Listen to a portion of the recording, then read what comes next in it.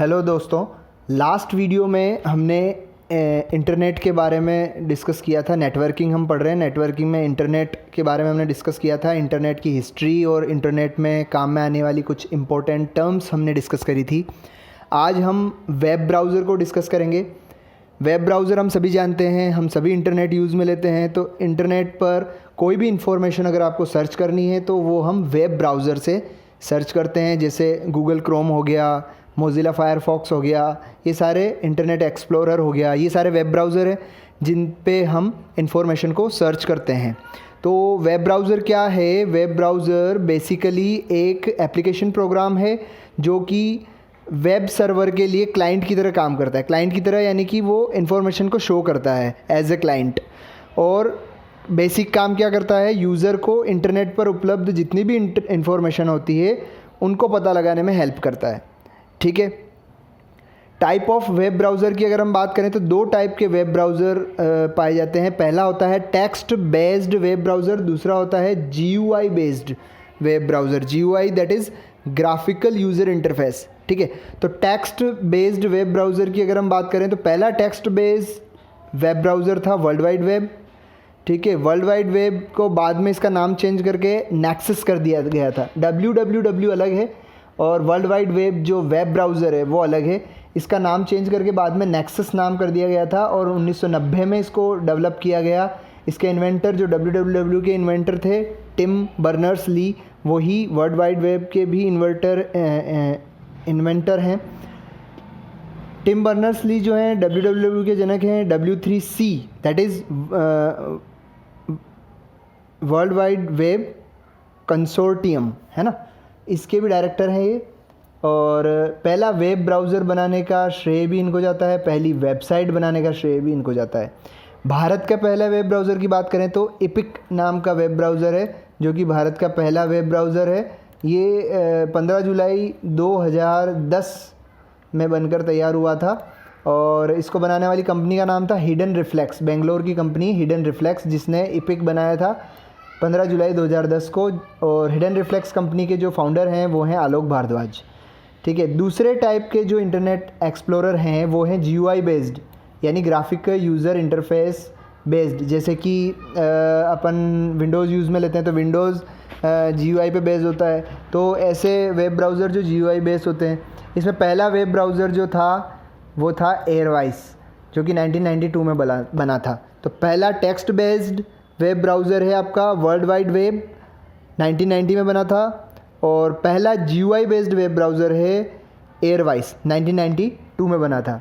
यहाँ पर पहला text based web browser links को भी माना जाता है। लिंक्स एक वेब ब्राउज़र है, इसको भी पहला वेब ब्राउज़र माना जाता है टेक्स्ट बेस्ड।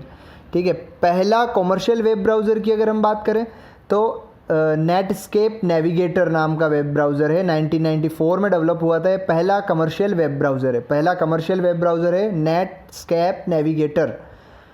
इंटरनेट एक्सप्लोरर कब डेवलप हुआ था? 1995 में। गूगल क्रोम कब डेवलप हुआ था? 2005 में।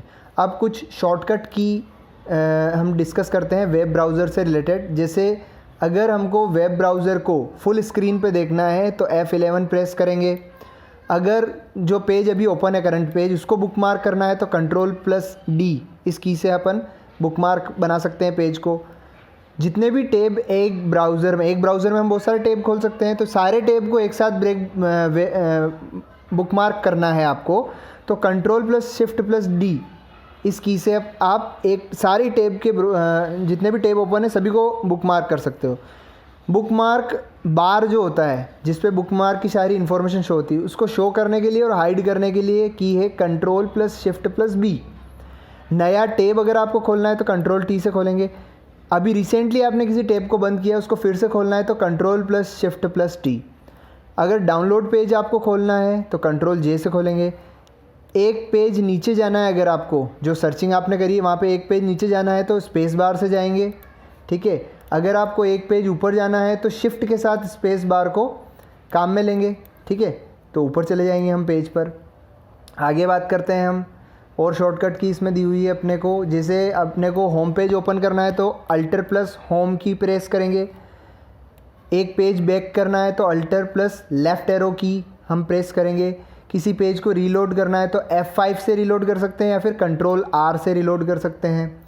ठीक है, इसी तरीके से आपका जो कर्सर है उसको अगर एड्रेस बॉक्स में लेके जाना है तो Ctrl+L की से आप कर्सर को एड्रेस बॉक्स में ले जा सकते हैं। अगर आपको अभी जो करंट टैब चल रहा है उसको बंद करना है तो Ctrl+W से आप बंद करोगे। हिस्ट्री पेज को ओपन करना है तो Ctrl+H से ओपन करेंगे। टास्क मैनेजर ओपन करना है तो Shift+Escape, इससे टास्क मैनेजर ओपन हो जाएगा। नया ब्राउज़र विंडो अगर आपको खोलना है, नया विंडो खोलना है, टैब नहीं, तो Ctrl+N से नया विंडो खुलेगा। टैब खोलना है किसी एक विंडो में तो Ctrl+T से खुलेगा। अगर फायरफॉक्स ब्राउज़र विंडो को बंद करना है तो Alt+F4 से बंद कर सकते हैं या फिर Ctrl+Shift+W, इससे भी अपन ब्राउज़र विंडो को बंद कर सकते हैं। अब कुछ और फैक्ट्स यहाँ पर दिए हुए हैं, जैसे टैब रो क्या होता है। हमको पता है एक ब्राउज़र विंडो जो होता है उसमें बहुत सारे टैब होते हैं, तो ऊपर की साइड में टैब ओपन होते जाते हैं जितने टैब अपन ओपन करते हैं। तो ऊपर जो टैब एक साथ दिखते हैं हमको, उसको हम कहते हैं टैब रो। जो टैब की रो होती है उसको कहते हैं टैब रो। तो इससे हम बहुत सारे वेब पेज एक ही ब्राउज़र विंडो में खोल सकते हैं। टाइटल बार क्या होता है, तो जहाँ पर वेब पेज का नाम डिस्प्ले होता है इंटरनेट एक्सप्लोरर में ऊपर की साइड में, उसको टाइटल बार हम बोलते हैं। URL एक टर्म होती है, वो क्या होती है, URL होती है यूनिफॉर्म रिसोर्स लोकेटर, यानी कि किसी भी वेब ब्राउज़र में इंटरनेट रिसोर्स को लोकेट करने के लिए क्या काम आता है, URL, यानी कि जो एड्रेस होता है किसी भी वेबसाइट का www.website.com, तो उसको हम बोलते हैं URL।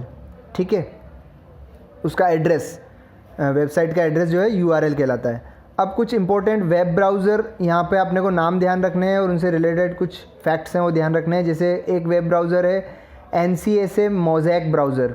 NCSA मोज़ेक ब्राउज़र जो है 1993 में डेवलप हुआ था और इसको डेवलप किया था मार्क आंद्रेसन ने। NCSA क्या है, national centre for super computing application. तो ये पहला वेब ब्राउज़र है। दूसरा है इंटरनेट एक्सप्लोरर। इंटरनेट एक्सप्लोरर जो वेब ब्राउज़र है आपका, ये कब डेवलप हुआ था, ये डेवलप हुआ था 1995 में, विंडोज़ 95 के साथ ही आया था और इसको माइक्रोसॉफ्ट कंपनी ने डेवलप किया है। इसका लेटेस्ट वर्ज़न अभी कौन सा आ रहा है, तो आ रहा है IE11, इंटरनेट एक्सप्लोरर 11, ये लेटेस्ट वर्ज़न अभी आ रहा है।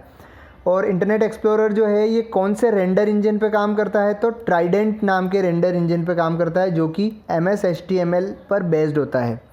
तो रेंडर इंजन भी हमको ध्यान रखना है इंटरनेट एक्सप्लोरर का, जो है ट्राइडेंट। अगला जो ब्राउज़र है वो है माइक्रोसॉफ्ट एज। माइक्रोसॉफ्ट एज जो है 2015 में डेवलप हुआ और विंडोज़ 10 जो है उसके साथ माइक्रोसॉफ्ट एज आया। इंटरनेट एक्सप्लोरर की जगह अब माइक्रोसॉफ्ट एज आने लगा है 2015 के बाद से, तो विंडोज़ 10 के साथ।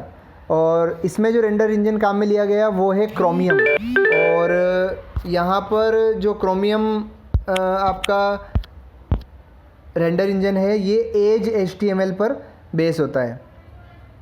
अगला जो वेब ब्राउज़र है वो है गूगल क्रोम, जो कि सबसे ज़्यादा काम में लिया जाता है। गूगल क्रोम कब डेवलप हुआ, गूगल क्रोम आपका 2008 में डेवलप हुआ। इसको किसने डेवलप किया, लेरी पेज और सेर्गेई ब्रिन नाम के दो आदमी थे, लेरी पेज और सेर्गेई ब्रिन, इन्होंने गूगल क्रोम को डेवलप किया।